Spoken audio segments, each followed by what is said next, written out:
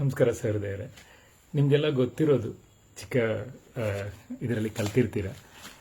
ಒಂದು ಕಬ್ಬಿಣವನ್ನು ಮ್ಯಾಗ್ನೆಟ್ ಹತ್ರ ತುಂಬ ದಿನ ಇಟ್ಟರೆ ಅದು ತುಂಬ ದಿನಗಳ ನಂತರ ಆ ಮ್ಯಾಗ್ನೆಟ್ ಕಾಂತೀಯತೆಯನ್ನು ಮ್ಯಾಗ್ನೆಟಿಸಮ್ ಅನ್ನು ಪಡೆಯುತ್ತದೆ. ಆ ಕಬ್ಬಿಣ ಮತ್ತೆ ಎಲ್ಲಿ ಹೋದರೂ ಒಂದು ಅಯಸ್ಕಾಂತದ ಗುಣವನ್ನು ತೋರಿಸ್ತಾ ಇರುತ್ತದೆ ಅನ್ನೋದು ನಾವೆಲ್ಲ ಕಲ್ತಿದ್ದು. ಇನ್ನೊಂದು ವಿಷಯ ಹೇಳಬೇಕಾಗಿದ್ದು, ನಾವು ಬಾಲ್ಯದಿಂದಲೇ ನೋಡ್ತಾ ಇರ್ತೀವಿ, ಹಕ್ಕಿಗಳನ್ನು ಹಿಡಿಬೇಕಿದ್ರೆ ಬಲೆ ಹಾಕಿ ಅದರಲ್ಲಿ ಕಾಳು ಹಾಕಿ ಹಕ್ಕಿಗಳನ್ನು ಹಿಡಿಯೋರನ್ನ ನಾವು ನೋಡಿದ್ವಿ. ರೋಡ್ ಸೈಡಲ್ಲಿ ತುಂಬ ಹಕ್ಕಿಗಳು ಮಾರೋದನ್ನು ನಾವು ಕಾಣ್ತೀವಿ. ಎಷ್ಟು ಹಕ್ಕಿಗಳನ್ನು ಹಿಡಿದ್ರೂ ಕೂಡ ಬೇರೆ ಹಕ್ಕಿಗಳು ಕಾಣ್ತಾ ಇರುತ್ತೆ. ಹೀಗೆ ಬಲೆ ಹಾಕಿ ಅದರಲ್ಲಿ ಕಾಳು ಹಾಕಿ ನಮ್ಮ ಫ್ರೆಂಡ್ಸ್ ಹಕ್ಕಿಗಳನ್ನೆಲ್ಲ ಎತ್ಕೊಂಡು ಹೋಗಿದೆ ಅಂತ ಆ ಹಕ್ಕಿಗಳಿಗೂ ಗೊತ್ತು.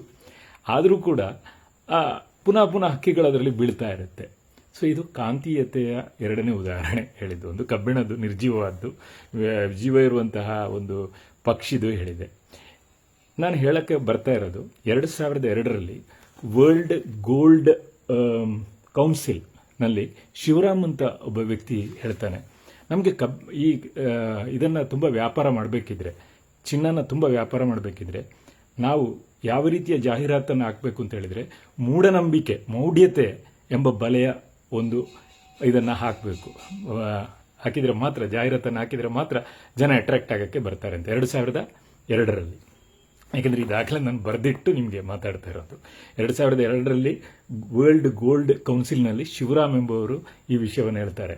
ನಾವು ಮೂಢನಂಬಿಕೆ ಎಂಬ ಬಲೆಯಲ್ಲಿ ನಾವು ಕಾಳು ಹಾಕಿದರೆ, ಅಡ್ವರ್ಟೈಸ್ ಹಾಕಿದರೆ ಮಾತ್ರ ನಮಗೆ ಜನಗಳನ್ನು ಅಟ್ರಾಕ್ಟ್ ಮಾಡೋಕ್ಕಾಗೋದು.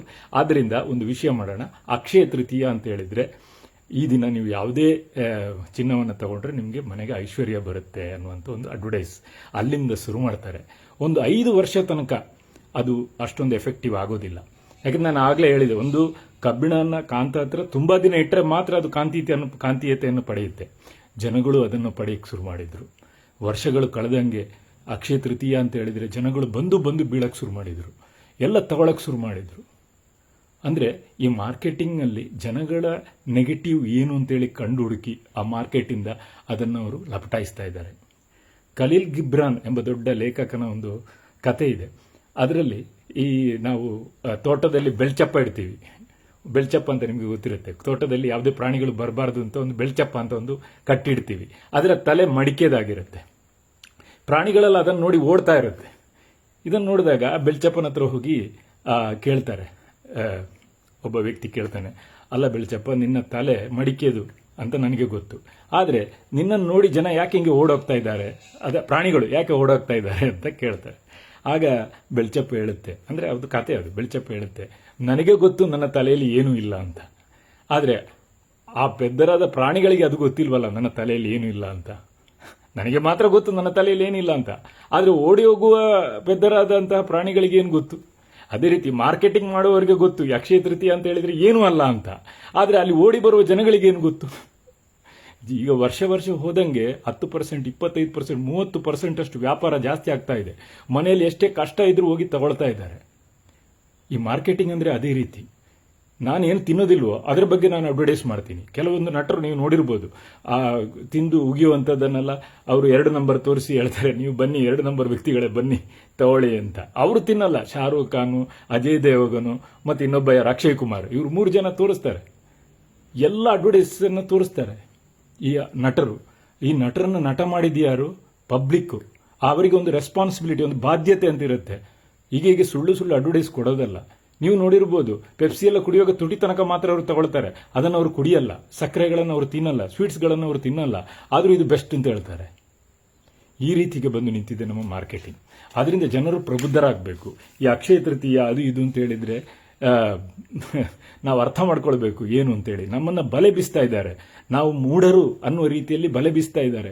ನಮ್ಮಲ್ಲಿ ಏನು ನಮ್ಮ ನೆಗೆಟಿವ್ಸ್ ಇದೆ ಅದರ ಪ್ರಕಾರ ನಮ್ಮನ್ನು ಅಟ್ರಾಕ್ಟ್ ಮಾಡ್ತಾ ಇದ್ದಾರೆ. ಸೊ ಇದೊಂದು ಮಾರ್ಕೆಟಿಂಗ್ ತಂತ್ರ ಅಂತ ನಿಮಗೆ ಗೊತ್ತಿರಬೇಕು.